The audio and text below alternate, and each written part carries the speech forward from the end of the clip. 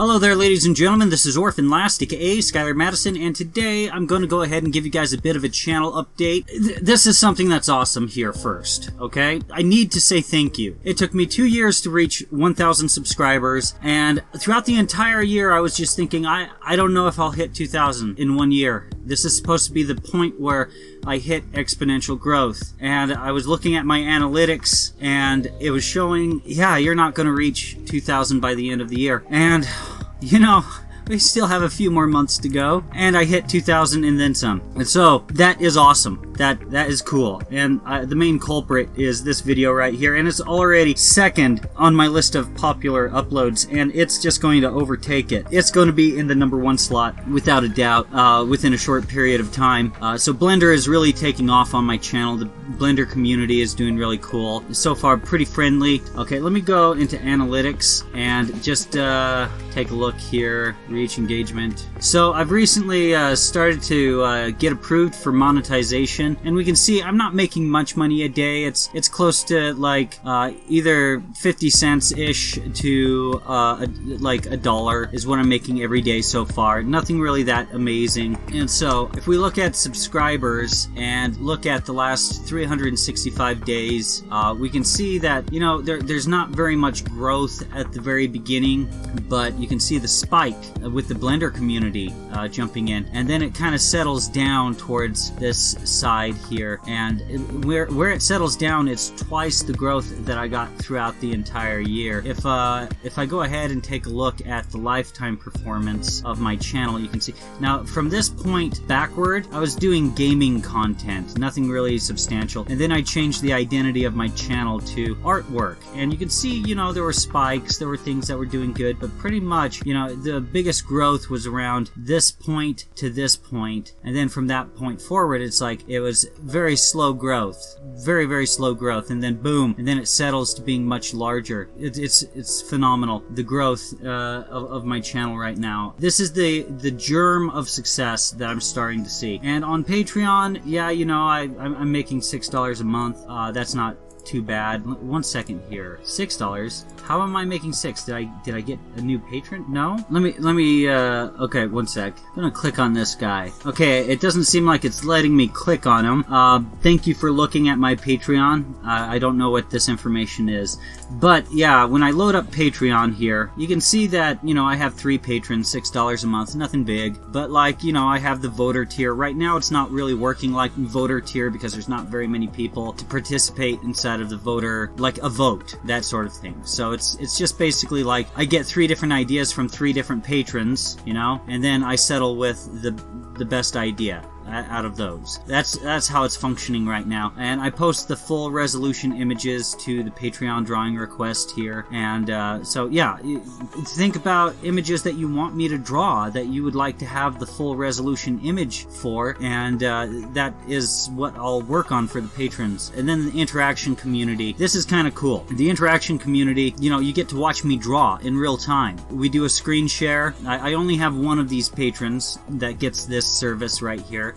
You know, it's a very rewarding, happy experience having like the person that's currently getting this benefit. It's really nice because to some extent she feels like she's being tutored, and it's just a fun experience talking with her. Very pleasing every time that I interact with the patron there. She also gets the in-depth art critique. This is something new. I had to change this because the original tier, it wound up disrupting with my artistic process, and yeah, I just couldn't seem to get it to work. So I changed it to in-depth art critique. So if you want me to look at your image and give you a very long, detailed critique on how you can improve it, and I would draw out different illustrations to show you that sort of thing. This is a very good tier right here, the in-depth art critique, and she's getting that service too. If you sign up for this tier, you get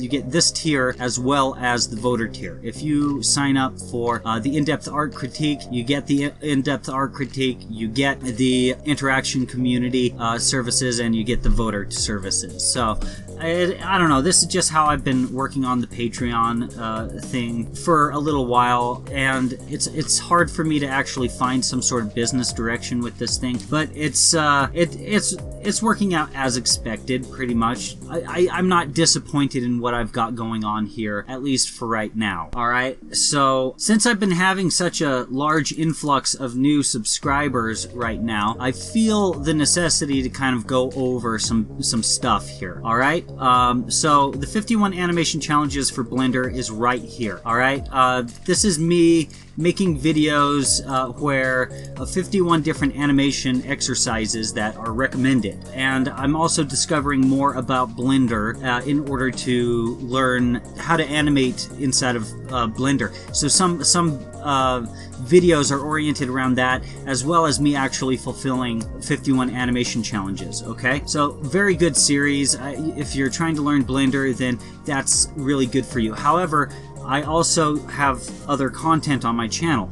So the fan art series right now, this is kind of like a prototype series for me, because it kind of feels like I'm drawing these really cool images of things that I'm a fan of, but it's a prototype series in the sense that I need to start teaching how to draw perspective for the newbie. And so I experimented with these with, okay, what happens if I teach how to draw every single line? What I'm thinking when I'm drawing every single line. And some of these videos got a little bit long, but you know what? I'm happy with the results to some extent. And you know, I will finish the final image that I got, as well as, you see every single one of these thumbnails? These are actually little bits of fan art that I drew, and I posted them on my Twitter at one point in time. Okay, yeah, here they are. See, like, here's fan art for Star Wars. So later on inside of the fan art series, I have every intention of drawing something Star Wars related, preferably in relationship to the original trilogy, because I'm not a fan of anything that's come out since inside of Star Wars. I mean, the new trilogy's fine, I guess. It's just the narrative made sense just where it was, and it kind of continues, and you're asking why. I think it was a huge mistake for Disney to take the expanded universe that had been created and completely saying it's non-canon anymore. I think that was a huge mistake, because they did some great things with the expanded universe. And then there's this, you know, Deep Space Nine. I'm a huge fan of Deep Space Nine. I think that people would like to see me drawing that inside of the fan art series.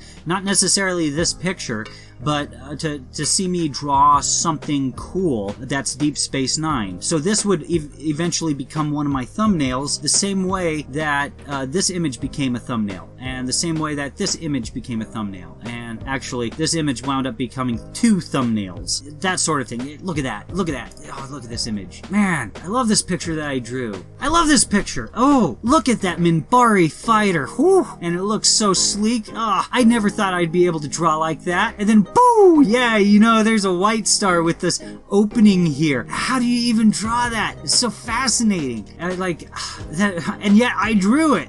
How do you even draw it? I'm asking that question. Freaking awesome. I love this picture. And you see Excalibur right here, which was part of a mini-series associated with Babylon 5. And it gets me excited. And here's a picture I drew early on as I was discovering curvilinear perspective, and it's just expressive. It's so expressive. And so, like, yeah, the fan art series was me trying to think, how can I teach perspective? Because I have specifically one particular subscriber that keeps asking me questions, and I feel like I've answered them like 1,000 times inside of 1,000 different videos. And so I had to reassess. Okay, well, I need to go down to the nitty-gritty and start teaching the basics. Now, this video series doesn't really teach the basics. It's me trying to draw the best fan art in the world, but that's kind of how I treated it from an advanced level, trying to describe everything that I was doing inside of that particular playlist from an advanced level, which was really difficult to do, and I don't know if I'll resume the fan art series until I'm further with the Teach Me to Draw playlist. Now, the Teach Me to Draw playlist teaches just about everything that I think new artists need to know at the time that I happen to be making a video in this series. The first video is Teach Me to Draw What is Foreshortening. Now, it is very difficult to teach foreshortening because the primary thing that you just need to understand is foreshortening is an idea, and beyond that, you have to learn how to do foreshortening for yourself. What way works best for you? Otherwise, you know, it all becomes math with perspective, and no one wants to draw with math, okay? So, Teach Me to Draw What Foreshortening Is. This tells you how to make a compelling composition. Foreshortening will make a very, very compelling composition every single time, and I'm not joking about that. It really will. But, you know, it's a Teach Me to Draw series. It's an idea that I need to introduce at the start, which I did. And then Teach Me to Draw the Importance of a Sketch. This was a good video. I'm happy with what I came out with it. It serves its purpose. And then Teach Me to Draw Drawing with a Grid. This is a good video. It kind of starts out by teaching you how to make a grid, and it also talks about how to start training your eye to see proportions. That's what the grid teaches you. And so you need to draw a lot of pictures with the grid in order to learn how to see proportions properly. And then, you know, Teach Me to Draw Dissect a Sketch from a Reference, okay? I'm not really too happy about this video, but, you know, it wound up okay. It's an okay video. People, I feel, need to learn it. It's good. Okay, Teach Me to Draw from Everything. Great video. I want people to draw from everything. Everything. How to use Crit as Assistant Tool. This is in a lot of different playlists. I really like it. Really good video. Really well made. Teach Me to Draw. It's not about learning where the lines go. Yes, absolutely. And I think I did a very good job. It took me a long time to get to the point, but in the end, it does make a point, and it's very valid. And then how to draw 3D text. I don't know. This video feels like a garbage video, but you may be able to learn something from it. And I feel like this series started to really take off with your training wheels to drawing in 1-point perspective. And I took out some videos inside of this series, but you know, I have the learning from 3D doodles. This is a good video. This is kind of within the spirit of training wheels, the training wheels series inside of this playlist. Very good. Teach Me to Draw a Fountain. This one's kind of advanced, but the people that start out with the your training wheels to drawing in perspective video 1, you know, this video is still helpful to you. It shows you different ideas that need to be put into your mind. And then critique. These are good videos because you get to see me drawing something freehand, which is, I don't know, and I describe things pretty fairly well on how to draw each and every single thing. But it might be a little bit advanced if this is the only video that you've seen. So immediately afterwards, you know, after the beer Patreon request, I have the Training Wheels Drawing in Perspective 2. Great. Okay, this is a great series, and I'm going to continue making the Training Wheels series. I know that people are benefiting from it.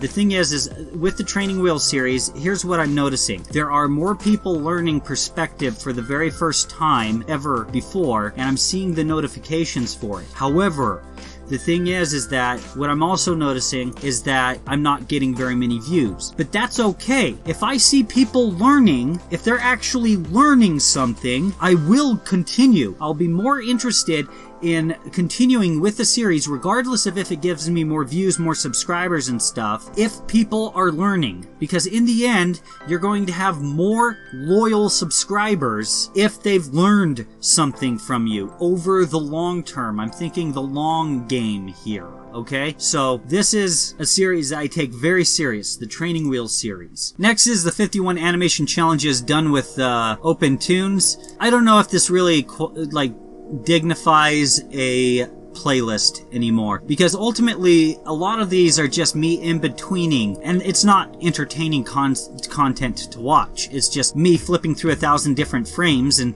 then I reach the end of the video.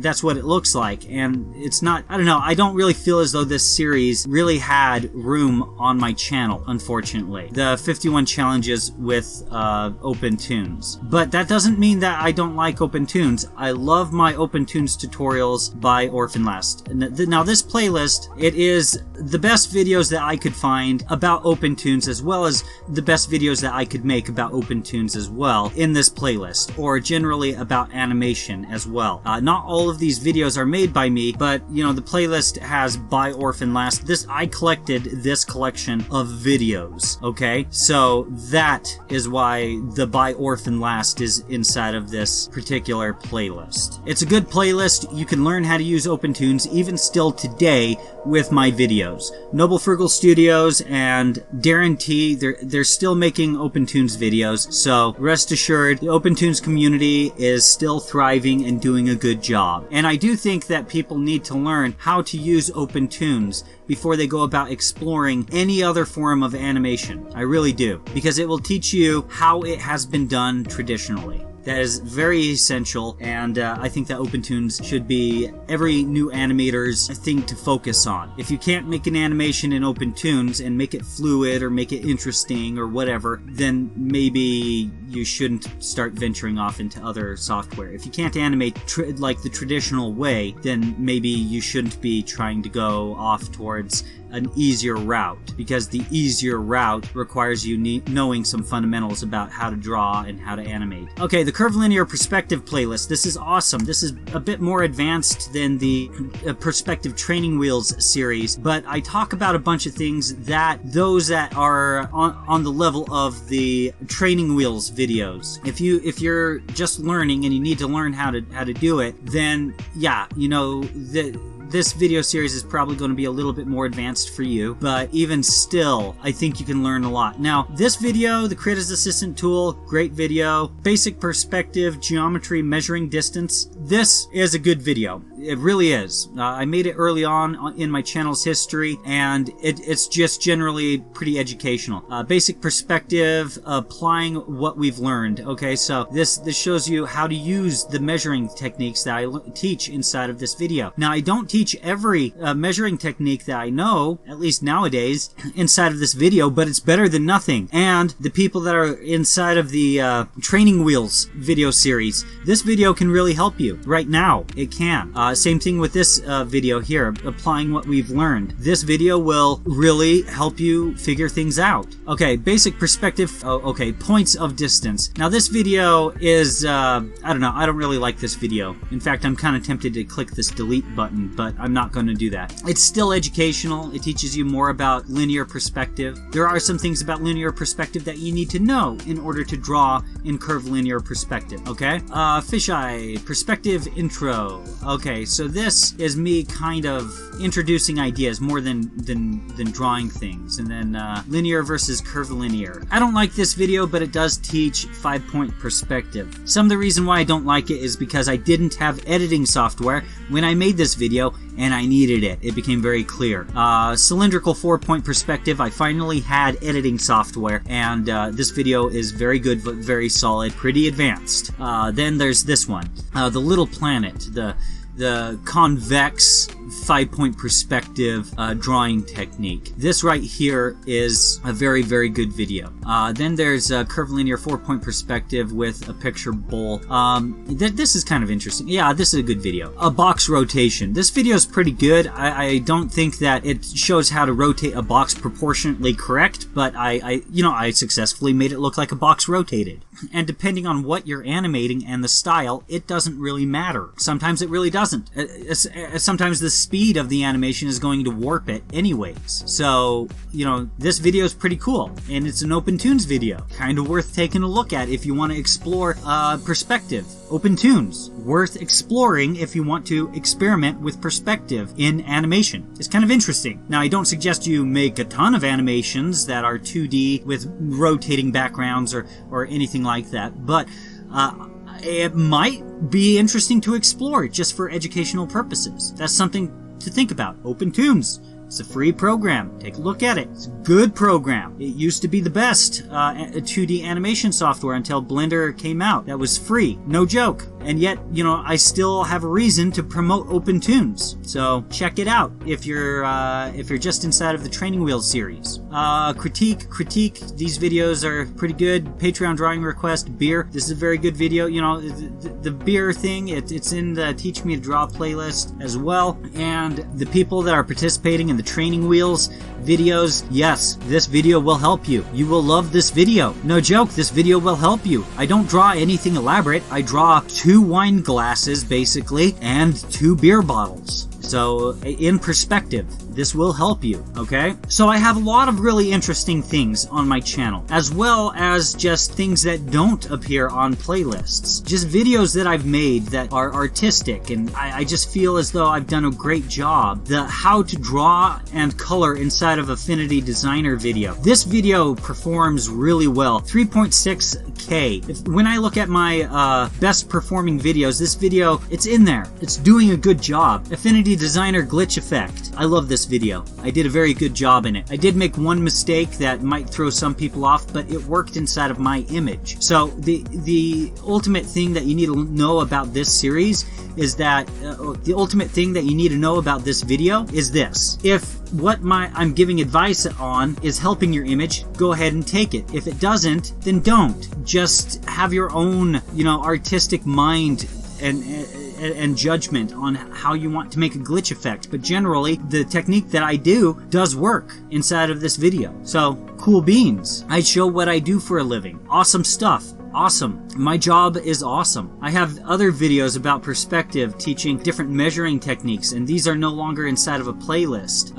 The perspective extension, the fourths video, the appreciation video, the thirds video, these teach ways of measuring things inside of perspective. These videos can help you. I have a bunch of videos that could have very well become playlists, but I decided not to. And in the end, you know, they're still great videos. I really like them. But, you know, they're not in playlists. I have a series of videos of me designing t-shirts for when I decide I'm going to start selling t-shirts. I did a really big collaboration, the Noble Frugal Studio collaboration. Really well done series. I really like it. The image that I came out with, it's not as good as what I can come out with today, but it's still a very well executed image. I'm really happy with how that came out. But anyways, that is at least the content of my channel. Now, I have a little bit of other news here, okay? I have a script for a comic book that I've been writing, and you know, I'm not the best author in the world, but I think that I can tell a very visually appealing story. Now, fantasy, you'll know that I am not a fan of fantasy, and yet my first comic book that I ever write is evidently a fantasy book. So I'm thinking about working on a comic book and basically sharing with you guys the process of me drawing one panel every week, or one panel every once in a while inside of this comic book. It's going to be a lot of work, but it's pretty cool. And one of the ways that I decided to kind of do this is, you know, P1, PA1, that's page 1, panel 1. Sometimes this complicates the process of making a comic book, but the thing is that I think that having the file name for each and every single one of your images inside of your script could very well be really helpful. And in the end, I'm going to be using Affinity Publisher. Affinity Publisher is really cool because you're able to, if you own Affinity Designer and Affinity Photo, you have their full power at your disposal. You're like, here's Affinity Photo right here. Oh, I need to open up Affinity Designer. Boom. As long as I own Affinity Designer, I have all of the tools inside of Affinity Designer. Okay, and then oh, I want to work with rasters with something inside of this image. Okay, let's open up this Affinity Photo persona here. Boom. Okay, so with all of the files for each panel that I create with Affinity Designer and Affinity Photo, I can go ahead and put them all together on the same page in Affinity Publisher, which is awesome. And, you know, I'm not being sponsored inside of this video to talk about this stuff. And Serif has a really good customer service group. You can email them or leave comments inside of their videos, and they will help you as best as they can. Serif is a great company. They really are making it possible for indie artists, like people who are just doing artwork at home, They're making it possible for them to work at home, affordable to work at home, and legal. That's the thing.